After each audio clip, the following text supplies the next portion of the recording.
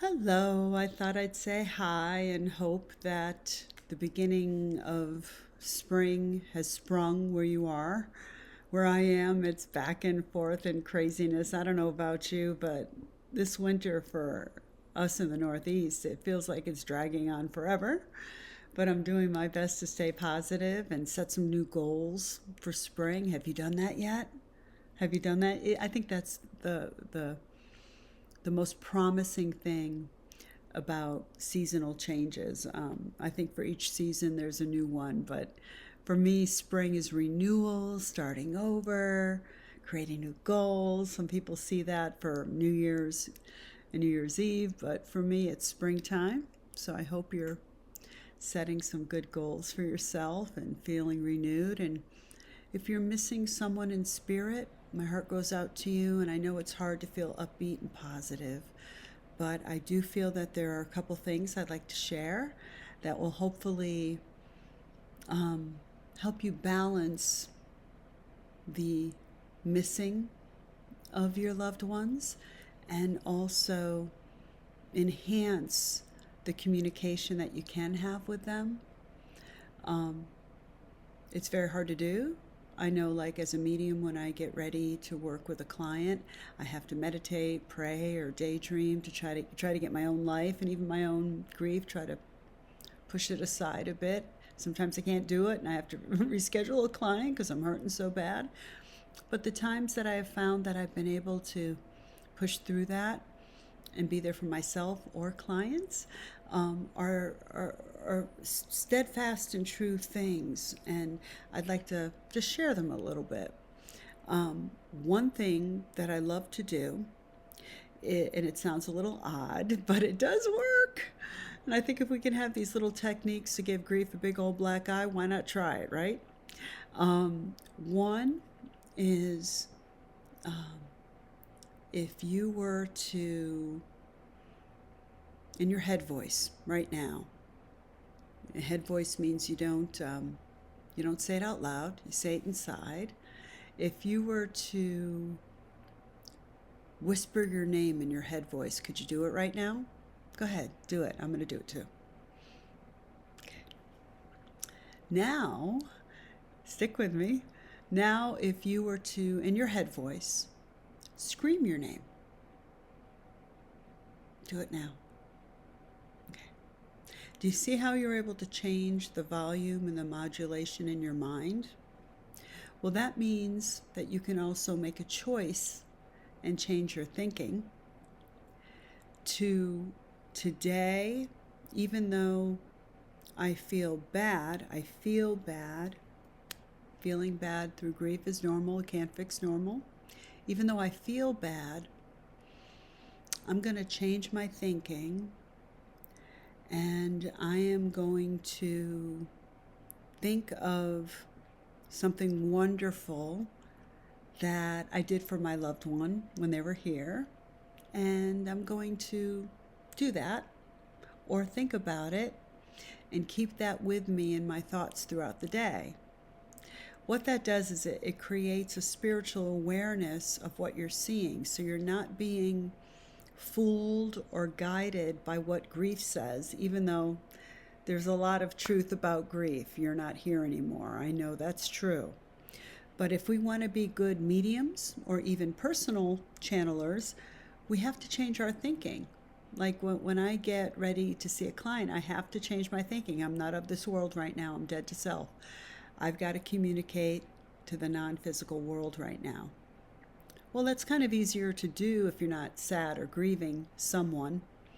But if you are and you want to reach someone that you're missing, I think changing your thinking to, I'm going to be a personal channel today. I'm going to take a few moments. I'm going to think of something wonderful that you did for me or something wonderful I did for you. And I'm either going to keep that in my head and my heart, or I'm going to actually go do it. Like maybe you like to go to the beach. I'm going to go to the beach. Or if you can't go to the beach physically, go in your head. Think about going in your head. I often say this a lot to clients, but I often go to my mother's kitchen when I'm missing her. in my mind. I can't go there physically. Somebody else lives there. Can you imagine? Excuse me, I'd like to sit in your kitchen for a while. Yeah, can't do that physically. But in my mind, I can. So I want to encourage you that you can change your thinking. Will the thoughts of grief be there when you're done? Yeah, you can't get rid of grief. You only learn to manage it through the years. That's a normal thing. But I believe we're all empowered with love. When we're being powerful, it's based on the physical. I need to move this. I have to change that. I can't change the fact that you're not here anymore. Again, normal statements, but I'm physically trying to change something. When I am empowered, it means I'm doing it from within through my spirit. Don't have to do much. I'm going to change my thinking.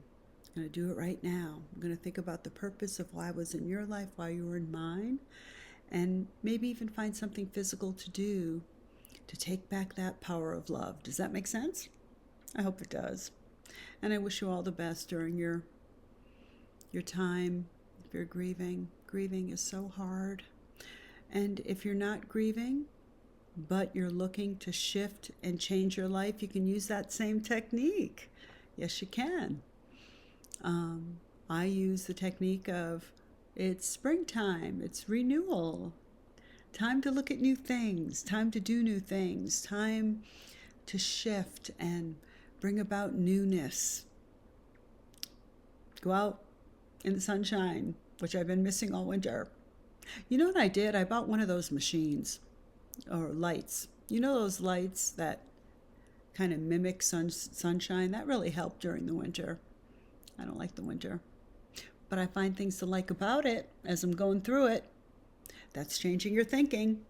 But springtime for me really helps me with renewal. And I hope if you have new goals that you'd like to create, you can do the same thing.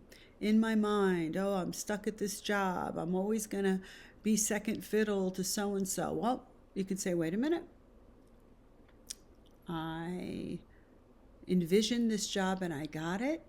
That was something I changed. So if I don't like being second fiddle, maybe I can find a lateral move somewhere else. Or maybe I can walk into work today, and even though my physical eyes thinks I'm being viewed as a second fiddle here, or I'm going to be the very best that I can with what I'm doing. And you can even, and I say this to people, I know I'm a little off topic, but this does have a lot to do with renewal. Whenever you're making change or you want change, right? The first thing we think of is I got to leave, or I can't be here, or I don't like this job, so I'm just going to be a sourpuss the whole time. How about if you change your thinking, like I said, even though the negative is there, and in your heart have a plan. Say, I know this job isn't forever. There's something better for me. But while I'm here, I'm going to pretend it's the best job I've ever had so that I can leave on a positive and good note.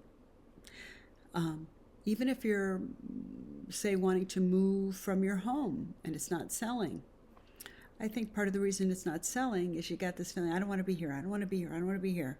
So you're leaving that energy behind. So when a new prospective buyer comes in, all they feel is, I don't want to be here, I don't want to be here, I don't want to be here. There's some truth to that. So wherever you are that you don't want to be, change your thinking and saying, I'm grateful that I'm at least here. And I'm going to create some positive things and some thinking here so that I can take that positivity and start envisioning where I will end up next. Does that make sense? So the power of thought, but when it's fueled with your spiritual desires and the positivity of the spirit, which is love, patience, kindness, forgiveness, self-control, joy, happiness, you're going to be able to track what you want. And if you can't do it right now, you're at least starting it. You're not where you want to be, but you're not where you used to be. Okay? I hope this helped. And I hope you have a good day.